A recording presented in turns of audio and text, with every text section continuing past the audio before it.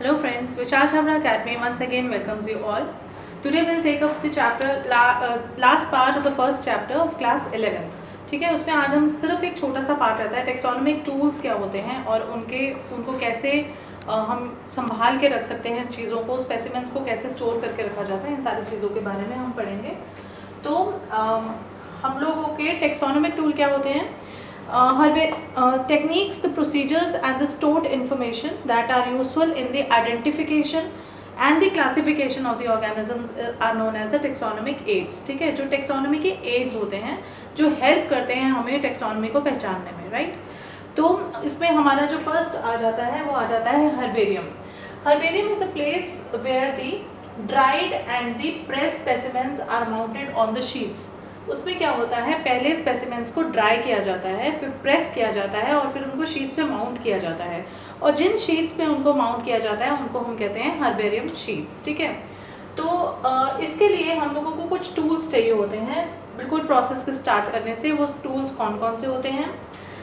Tools for the plant collection are, पहला होता है कटर्स. देखिए, जब आप कोई भी प्लांट काटेंगे तो उसको कटर से ही काटेंगे ना. उसकी जो शूट को अलग करेंगे या लीव को अलग करेंगे या रूट को अलग करेंगे तो किसी चीज़ से काटेंगे. So the main important, the first important tool is cutter. ठीक है, उसके बाद खुरपी है. खुरपी का यूज़ होता है, डिगर्स होते हैं जिससे प्लांट को निकाला जाता है. So it is obviously an important tool. ठीक है, उसके बाद फिर जो हमारी आ जाती है तीसरी चीज़ इंपॉर्टेंट, वो आ जाती है वैस्कुलम. देखो, वैस्कुलम एक ऐसा बॉक्स होता है जिसके अंदर हम लोग उस स्पेसिमेन को डालते हैं. तो हम स्टार्टिंग में क्या करेंगे? देखो, सबसे पहले हम ये समझेंगे कि सिक्कल जो है वो ट्विग्स के लिए यूज़ किया जाता है. मतलब जो डंडियाँ होती हैं उनके लिए सिक्कल यूज़ किया जाता है. डिगर्स जो होते हैं वो रूट सिस्टम के लिए किए जाते हैं. ऑब्वियसली खुरपी से हम लोग निकाल रहे हैं उसको तो क्या निकलेगा? बेसिकली मिट्टी के अंदर से रूट ही निकलेगी ना. तो डिगर्स जो है वो रूट सिस्टम के लिए होते हैं. फिर ये है collected material can be place in the vasculum या द पॉलीथीन. अब जो हमने मटेरियल कलेक्ट कर लिया उसको हमें कहीं ना कहीं रखना तो पड़ेगा ना. उसको हम कहाँ रखेंगे? या तो हम उसको पॉलीथीन में रखेंगे या किसी बॉक्स में रखेंगे. तो जिस बॉक्स में रखा जाता है उसको हम कहते हैं वैस्कुलम. ठीक है, वैस्कुलम एक बॉक्स होता है जिसकी जो लंबाई होती है 45 to 60 सेंटीमीटर्स होती है और इसकी जो गहराई होती है, डेप्थ होती है, वो 25 सेंटीमीटर्स होती है और इसकी जो विड्थ होती है वो 20 सेंटीमीटर्स होती है. और सबसे इम्पॉर्टेंट इसकी स्पेशलिटी होती है कि ये एयर टाइट होता है. एयर टाइट होता है तो ऑब्वियसली विल्टिंग नहीं होगी. ठीक है ना, आपने देखा है ना विंटर्स में जो प्लांट्स होते हैं वो विल्ट करना, लीव्स गेट विल्टेड. ठीक है, ख़राब हो जाती हैं, वो बिल्कुल झड़ने वाली नौबत में आ जाती हैं. तो ये जो वैस्कुलम होता है इट स्टॉप्स विल्टिंग. राइट, यहाँ तक सबको समझ आ गया? ठीक, अब इसके बाद ये है कि जो ये हर्बेरियम शीट्स होती है ये क्या होती है? हर्बेरियम शीट्स जो होती हैं ये हर्बेशियस स्पीशीज़ के लिए होती है. ठीक है, इसमें क्या होता है, entire plant with intact parts. मतलब इसमें जो वो की जाती है, स्पेसिमेन को रखा जाता है, वो क्या होता है, पूरा प्लांट होता है जिसके इंटैक्ट पार्ट्स होते हैं. ठीक है, फॉर अदर्स जो बाकी चीज़ें हैं जैसे शूट्स हो गई, फ्लावर्स हो गए, लीव्स हो गए, फ्रूट्स हो गए, दे आर सिलेक्टेड. उनको सिलेक्ट किया जाता है, उनको नाइफ से काटा जाता है और उसके बाद फिर उसको स्टोर किया जाता है. ठीक है, अभी तक हमने क्या चीज़ पढ़ी? हमने ये पढ़ा कि टूल्स कौन कौन से होते हैं और वैस्कुलम क्या होता है, सिक्कल किसके लिए यूज़ होता है, डिगर किसके लिए यूज़ होता है और हर्बेरियम शीट्स क्या होती हैं और हर्बेरियम स्पीशीज़ क्या होती हैं. राइट, अच्छा, अब ये क्या करते हैं, द डिटेल्स जो हमारी आती हैं कलेक्शन, वो आती हैं जिसमें प्लांट का साइज़ होता है, उसका स्पेसिमेन होता है, उसका स्ट्रक्चर होता है, उसके सारे जो सिस्टम्स हैं, जो सारी चीज़ें हैं जो हम लोगों को एनाटॉमिकली नज़र नहीं आ रही लेकिन बाहर से सारी नज़र आ रही है, उनकी डिटेल्स होती है. ओके, इसको क्या किया जाता है, 24 आवर्स को इन जैसे जो शीट्स हमारे पास यहाँ तक बन गई हैं उनको हम लोग क्या करते हैं, उसके बाद कुछ न्यूज़पेपर्स के अंदर डाल देते हैं. मतलब जो हम यहाँ पे इकट्ठी कर रहे हैं ना चीज़ें, जैसे कि हम लोग सपोज रूट अलग इकट्ठी कर रहे हैं या प्लांट अलग कर रहे हैं, शूट अलग कर रहे हैं, स्टेम अलग कर रहे हैं, तो उन चीज़ों को बाद में बड़े बड़े न्यूज़पेपर्स के ऊपर डाला जाता है. न्यूज़पेपर्स के ऊपर क्यों डाला जाता है? ताकि उनकी ड्राइंग हो सके, उनका वाटर कंटेंट जो है वो ख़त्म हो सके. ठीक है, फिर उनको मैगजीन्स में या फिर न्यूज़पेपर्स में बिछा दिया जाता है. ठीक है, उसके बाद जब हम उनको वहाँ पर रख देते हैं फिर क्या किया जाता है, फिर चेंज किया जाता है उस न्यूज़पेपर को। आप देखते हैं ना, जैसे कि पहले टाइम पे होता था कि जैसे कोई फ्रेंड्स, कोई बहुत स्पेशल पर्सन हम लोगों को फ्लावर देता था, या अभी भी होता है, फ्रेंड्स देते हैं, तो उनको हम पेस्टिंग कर लेते हैं बुक के अंदर, ठीक है। वो बिल्कुल ड्राई हो जाता है, उसके सारे पार्ट्स इंटैक्ट होते हैं, कभी स्क्रैप बुक में डाल देते हैं या किसी भी बुक में डाल देते हैं, फिर उसको हम स्टोर करके रखते हैं अपने पास, किसी ब्लैक कलर की स्क्रैप बुक पे हम लोगों ने उसको पेस्ट करके रख लेते हैं। तो एग्जैक्टली सेम यही प्रोसीजर है, बस यहाँ पर हम टेक्सोनॉमी के लिए कर रहे हैं। तो फिर क्या होता है कि जैसे हमने न्यूज़पेपर एक बार लिया, उसके बाद हमने फिर न्यूज़पेपर चेंज करा, ठीक है, फिर तीसरी बार भी चेंज करा, उसके बाद लास्ट में हम क्या करते हैं, ब्लॉटिंग पेपर्स के ऊपर भी रखते हैं, ताकि जो थोड़ा बहुत वाटर का कंटेंट रह गया है, मॉइस्चर रह गया है, वो सारा का सारा कंप्लीट हो जाए। फिर लास्ट में क्या होता है कि फिर हम उसको डालते हैं हर्बेरियम शीट्स में, ठीक है। हर्बेरियम शीट्स में बिल्कुल जैसे वो कार्ड होता है ना, जिसमें ड्राइड वो लीव्स होते हैं या जो भी है, तो वो बिल्कुल कार्ड जैसा बन जाता है, इसको हम हर्बेरियम शीट कहते हैं। इसमें सारे पार्ट्स हम लोगों को नज़र आते हैं, हम उनकी लेबलिंग भी कर सकते हैं, ओके। अच्छा, अब है यूजेस ऑफ हर्बेरियम। अब इसके यूजेस क्या हैं वो हम करेंगे। वुडन शीट्स जो होती है वो 30 to 45 सेंटीमीटर्स की होती हैं, ठीक है, और उनको ग्लू से, जो ग्लू यूज़ की जाती है स्पेसिमेन को चिपकाने के लिए हर्बेरियम शीट के ऊपर, वो बहुत अच्छी क्वालिटी की होती है। ये नहीं कि हमने, जैसे हम लोग यूज़ करते हैं अपनी स्क्रैप बुक में, वो जैसे बुक पलटा, पेज पलटा और वो निकल जाती है, इस तरह के नहीं। इनके लिए स्पेशल ग्लूज होती हैं, जिससे कि स्पेसिमेंस जो हैं, एक तो पहली बात वो डिटेरियोरेट नहीं होते, ठीक है, दूसरी बात वो टूटते नहीं हैं, और तीसरी बात वो जिस फॉर्म में लगाए जा रहे हैं उसी फॉर्म में भी वो बाद में रहते हैं, ठीक है। तो ये स्पेशल ग्लूज लगाई जाती हैं, ठीक है। और ये जो हर्बेरियम शीट्स हैं, इसमें जो अरेंजमेंट होता है, ठीक है, स्पेसिमेंस का, वो किस हिसाब से होता है, अकॉर्डिंग टू द क्लासिफिकेशन। मतलब जैसे कि हम लोगों ने एक हम लोगों ने फाइलम चूज़ कर लिया, ठीक है, फिर उसके बाद दूसरा यूज़ करा, दूसरा चूज़ करा, फिर तीसरा करा, तो मतलब मेथोडिकल, जैसे कि हम अल्फ़ाबेटिकली चीज़ों को यूज़ करते हैं, तो इसमें भी हम लोग हर्बेरियम शीट्स में according to the proper classification procedures जो हमने पढ़े हैं कि फाइलम है, क्लास है, ऑर्डर है, फैमिलीज है, इस हिसाब से उनको रखा जाता है, ठीक है। अच्छा, फिर ये है कि यूजेस ऑफ हर्बेरियम। अब ये हम लोग हर्बेरियम कर ही क्यों रहे हैं, इसको हम टेक्सोनोमिक एड क्यों मान रहे हैं, इसका क्या यूज़ है, ठीक है। तो पहली चीज़ ये है कि एक तो ये इंफॉर्मेशन देता है लोकल फ्लोरा एंड फौना के बारे में, राइट। जितने भी हमारे मतलब एनिमल स्पीशीज़ हैं, प्लांट स्पीशीज़ हैं, हर्बेरियम जो है उसमें हमारी पूरी की पूरी जानकारी होती है उसके बारे में। एक जैसे कि आप समझ लो कि आप लोगों ने एक प्रॉपर फाइल बनाई है, जिसमें कि आप लोगों ने स्टार्टिंग से आपने मतलब स्टार्टिंग से आपने क्लासिफिकेशन शुरू करी है, जैसे प्लांट किंगडम की अलग करी, एनिमल किंगडम की अलग करी, तो इसी तरह से ये हर्बेरियम शीट्स जो हैं वो प्रॉपर उसी तरीके से क्लासिफिकेशन से लगाई जाती हैं। तो पहली चीज़ हमें उनके बारे में इंफॉर्मेशन मिलती है, ठीक है। दूसरी चीज़ हमें आइडेंटिफिकेशन हो जाती है चीज़ों की। देखिए, हम लोग जैसे इकोनॉमिकली इम्पॉर्टेंट प्लांट्स हम लोगों ने उसका हर्बेरियम बनाया, तो उसमें जितने भी इकोनॉमिकली इम्पॉर्टेंट प्लांट्स हैं, जितने भी सपोज मेडिसिनल प्लांट्स हैं, तो हम लोगों को ये ढूंढना नहीं पड़ेगा, हम लोगों के पास कैटेगराइजेशन हो जाएगी। उसी कैटेगरी के हिसाब से हम लोगों ने कोई प्लांट के बारे में पढ़ना है, तो जैसे नीम के बारे में पढ़ना है, तो will go to the medicinal plant, उसको हम निकालेंगे, उसके बारे में हमें सारी प्रॉपर इन्फॉर्मेशन मिल जाएगी कि कौन सा फाइलम का है, कौन सा क्लास है, कौन से ऑर्डर है, क्या करेक्टर्स हैं, सारी चीज़ें हमें उसके बारे में पता चल जाएंगी, ओके। तीसरी चीज़ आइडेंटिफिकेशन। ऑब्वियसली जब हम लोग इंटरनेट भी खोलते हैं, गूगल खोलते हैं, कोई प्लांट ढूंढते हैं, तो हम उसकी कोई ना कोई आइडेंटिफिकेशन हमारे पास होती है, ठीक है। तो उसको प्लांट को आइडेंटिफाई कैसे किया जाता है, फ्लोरा को एंड फौना को, वो हम लोगों को इससे हर्बेरियम से पता चलता है। फिर है कि इकोलॉजी, वो प्लांट या वो एनिमल कौन सी जगह को बिलोंग करता है, कहाँ से आया है, कहाँ उसका टारगेट पॉइंट रहा है, कहाँ पे वो रहता है, तो वो इकोलॉजी हम लोगों को उससे पता चलती है। फिर अब जैसे मैंने कहा ना, इकोनॉमिक प्लांट्स हैं, इकोनॉमिक प्लांट्स इकोनॉमिकल उनके क्या यूजेस हैं, क्या हैं, तो वो हम लोगों को पता चलती है। फिर है ब्रीडिंग पैटर्न्स। देखो, अगर हम लोगों को प्लांट्स के कैरेक्टरिस्टिक्स सब पता होंगे, उनकी आइडेंटिफिकेशन होगी, उनकी क्लासिफिकेशन होगी, तो ऑब्वियसली हम लोगों की ब्रीडिंग टेक्निक्स हम लोगों को ईजी पता चल जाएंगी। It will be easier for us to choose the important characteristics and breed them and use in various ways, ठीक है। So that's important point. फिर यह है कि मॉर्फोलॉजिकल कैरेक्टर्स जितने भी हैं, morphology means all the external features, all the external characters of the flora and the fauna is obtained by this herbarium, ठीक है। फिर है टेक्सोनोमिक स्टडीज़। टेक्सोनोमिक स्टडीज़ मतलब obviously it is an aid for the taxonomic studies. हम लोग कर ही क्या रहे हैं कि this is a taxonomic tool, तो पूरी की पूरी उसकी जैसे कहते हैं ना कि हिस्ट्री से लेकर प्रेजेंट से लेकर जितने भी कैरेक्टरिस्टिक्स हैं तो वो हम लोगों को इनसे मिलते हैं। तो that's why it is called as an taxonomic tool, ठीक है। अच्छा, अब ये है कि यूजेस ऑफ हर्बेरियम हो गए। अब हम लोग इसके बाद पढ़ेंगे आइडेंटिफिकेशन ऑफ स्पीशीज़।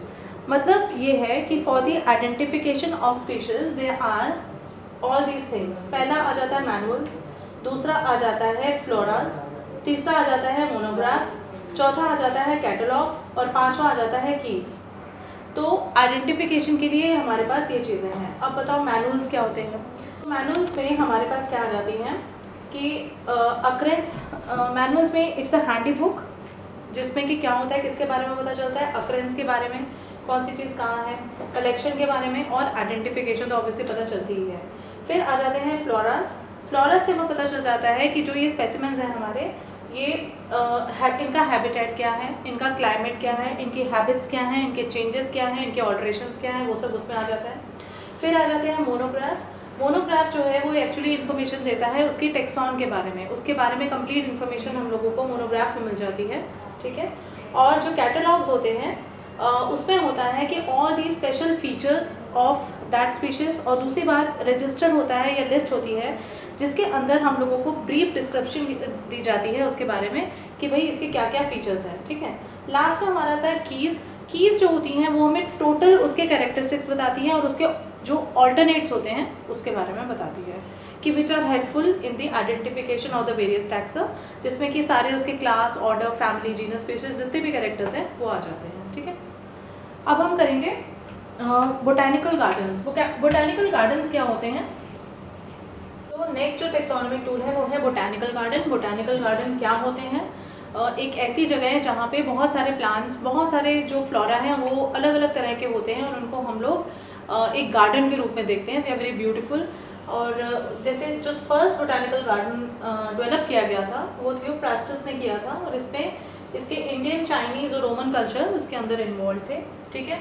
और जो इनके फ़ायदे हैं बोटैनिकल गार्डन में क्या क्या होता है, एक तो पहले वहाँ पे लोकल फ्लोराज होते हैं, ठीक है। जो जितने भी लोकल प्लांट्स हैं वो सारे के सारे वहाँ पर होते हैं, उनका रिकॉर्ड रखा जाता है फ्लोराज का।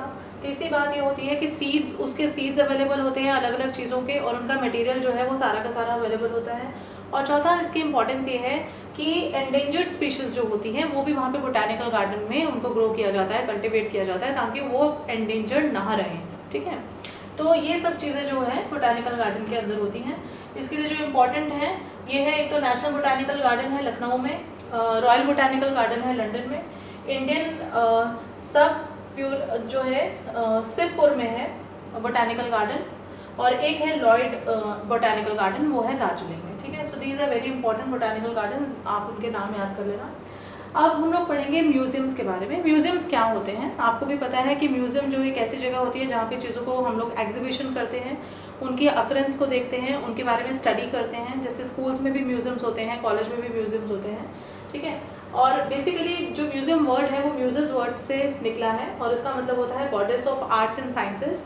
और हमारे जो मेन म्यूज़ियम्स हैं जो इंटरनेशनली देखा जाए तो एक तो नेशनल हिस्ट्री म्यूज़ियम है लंदन में, एक एंथ्रोपोलॉजिकल म्यूज़ियम है अंडमान एंड निकोबार में, एक नेशनल म्यूज़ियम है जो दिल्ली में है, वो तो जनरली लोगों ने देखा हुआ है, नेचुरल साइंस का म्यूज़ियम है।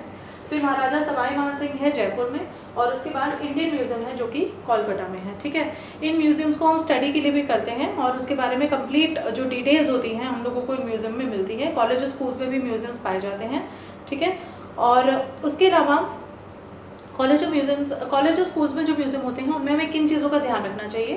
पहली बात, जो उनके स्पेसिमेंस हम रखते हैं उनको डिटेरियोरेशन से बचाना चाहिए, वो किसी तरह से केमिकल्स में डाले जाते हैं तभी दिखाए जाते हैं, और ये हमें टाइम टू टाइम देख लेना चाहिए कि वो डिकम्पोज ना हो, डिटेरियोरेट ना हो। और दूसरी बात, हम लोगों को ये देखना है कि उनकी जो केमिकल्स हैं जो हमने उस पर डाले हुए हैं वो टाइम टू टाइम एक पर्टिकुलर पीरियड होता है वो उससे केमिकल का, एक उसके बाद फिर उसको हम लोग दूसरे जार्स में डाल दिया जाता है और दूसरा केमिकल में उसको स्टोर किया जाता है। इन चीज़ों का हम लोगों को स्कूल और कॉलेज के म्यूज़ियम्स में ध्यान रखना चाहिए, ठीक है। फिर हम लोग पढ़ेंगे zoological parks क्या होते हैं. A zoological park is a place where the various living animals are kept within the enclosures as natural as their natural habitat. मतलब नेचुरल zoological parks ऐसे होते हैं जहाँ पे उन लोगों को नेचुरल एटमॉस्फेयर मिलता है. जैसे जंगल का सब, जंगल इज़ द थिंग, मतलब which is very natural for the animals. ठीक है, तो उनको उन zoological parks में वैसी ही वो दिया जाता है, एटमॉस्फेयर दिया जाता है जैसे कि उनका एक जो नेचुरल हैबिटेट है वैसा. ठीक है. The animals are displayed to the public and may be use for the study of their. वहाँ पे ये जो एनिमल्स होते हैं वो डिस्प्लेड के मतलब ऑलरेडी डिस्प्लेड होते हैं. जैसे कि जूज होते हैं, आपने देखा ही है कि जो ऑर्गेनिजम्स हैं, जो एनिमल्स हैं वो डिस्प्लेड होते हैं, लेकिन उनकी एक अपनी टेरिटरी होती है और हम जो विजिटर्स होते हैं उनका हमारा बीच में डिस्टेंस होता है. और इस चीज़ का ध्यान रखा जाता है कि हम उनको कोई खाने की चीज़ ना दें या उनको किसी तरह से नुकसान ना पहुँचे. ठीक है. अच्छा, फिर ये है कि उनकी वहाँ पे उनको क्यों रखा जाता है और हम क्या क्या चीज़ें उनके बारे में स्टडी करते हैं. उनके रिप्रोडक्टिव पैटर्न्स हम लोग देख सकते हैं, स्टडी कर सकते हैं. उनका फूड बिहेवियर देखा जाता है. उनके हैबिटेट तो हमें पता ही है कि कौन से हैबिटेट में वो रहना पसंद करते हैं. जैसे एलिगेटर्स हैं, क्रोकोडाइल्स हैं, obviously they will go for water. ठीक है. जैसे शेर है और बाकी के जो लैंड वाले ऑर्गेनिजम्स हैं, they will prefer the land. So according to their habitat we give them the उनको हम वैसी सर्विस देते हैं, वैसा का वैसा उनको हम लोगों को एटमॉस्फेयर देते हैं, क्लाइमेट देते हैं. ठीक है. और जो इंपॉर्टेंट जोलॉजिकल पार्क्स हैं इंडिया के, उसमें एक अलीपुर का है जोलॉजिकल पार्क जो कि कोलकाता में है. फिर इंदिरा गांधी जोलॉजिकल पार्क है जो कि विशाखापट्टनम में है. ठीक. इसी तरह से मेन है जवाहरलाल नेहरू है जो बायोलॉजिकल पार्क है, वो है बोकारो स्टील सिटी में. ठीक है. उसके बाद जयपुर जू है जो कि जयपुर में है. तो ये 5-6 हैं. नंदागनन जू है जो अलग अलग जगह में, ये इनके आपको थोड़े नाम पता होने चाहिए. ठीक है. अब हमारा जो मेन आ जाएगा वो आ जाएगा की फॉर आइडेंटिफिकेशन. इसमें हमारी 2 चीज़ें आ जाएंगी, एक आ जाएगा इंडेंटेड की और एक आ जाएगा ब्रैकेटेड की. ठीक है. उसके बारे में हम पढ़ेंगे. तो आज का लास्ट टॉपिक है की फॉर आइडेंटिफिकेशन. की फॉर आइडेंटिफिकेशन मतलब जैसे चाबी होती है ना, तो उससे हमें पता चल जाता है कि कौन सी चीज़ कहाँ है. अगर हमने किसी प्लांट को आइडेंटिफाई करना है तो हमें उसकी चाबी पता होनी चाहिए. ठीक है. राइट. तो उसमें 2 तरह की आ जाती हैं, एक इंडेंटेड आ जाती है, एक ब्रैकेटेड आ जाती है. ब्रैकेटेड में जैसे नाम से पता चल रहा है ब्रैकेट्स यूज़ होती हैं, और इंडेंटेड में जिगजैग जो है वो पैटर्न यूज़ किया जाता है. और इसमें जो चॉइसेस होती हैं दे आर बिटवीन द 2 और मोर स्पीशीज, और इसमें कंट्रास्टिंग करेक्टर्स होते हैं. ठीक है. जैसे कि सपोज इंडेंटेड में कार्पल्स 1 जैसे है, कार्पल्स 1, फिर उसके बाद ओव्यूलेटेड, वो ओव्यूलेटेड है कि नहीं. ठीक है. फिर उसके बाद फ्रूट एकीम्स. तो इस तरह के मतलब हम लोगों को हिंट दिया जाता है जिससे कि हम लोगों को पता चलता है कि आइडेंटिफाई करने में आसान हो जाती है. तो इसकी जो हिंट है वो अलग है, जो इसका हिंट दिया जाता है वो अलग है. जैसे इसका है कार्पल्स 1. ठीक है. फिर ओव्यूलेटेड और फ्रूट एकीम्स. ये मैं आपको और भी एग्जाम्पल्स के साथ जो क्वेश्चन आंसर डिस्कस करेंगे तो अच्छे से और एक्सप्लेन करूँगी. और जैसे कि कार्पल्स में भी ओव्यूल्ड फ्रूट फॉलिकल्स, में भी ओव्यूल्ड और फ्रूट फॉलिकल्स. ठीक है. तो इसमें जो कैरेक्टरिस्टिक्स यूज़ की जाती हैं वो कंट्रास्ट कैरेक्टर्स होते हैं. इसमें the key uses the contrasting characters like the indented one, but they are not separated by sub dividing characters. लेकिन ये जो आपस में एक दूसरे से सब डिवाइडिंग कैरेक्टर से नहीं अलग किए जाते हैं. ठीक है. Instead each character is given a number in the brackets, और यहाँ पे जो हर नंबर होता है उसको फिर ब्रैकेट्स में यूज़ किया जाता है. ठीक है. इसको हम लोग जब क्वेश्चन आंसर्स करेंगे तो और डिटेल में पढ़ेंगे. टिल देन आपका ये चैप्टर कंप्लीट है. Will come up with the question answers and more details, क्योंकि बहुत सारे चैप्टर में इंपॉर्टेंट चीज़ें हैं जो कि हम लोग क्वेश्चन आंसर्स के थ्रू डिस्कस करेंगे. ठीक है. Till then take care and please do not forget to like, share and subscribe my channel. Bye bye.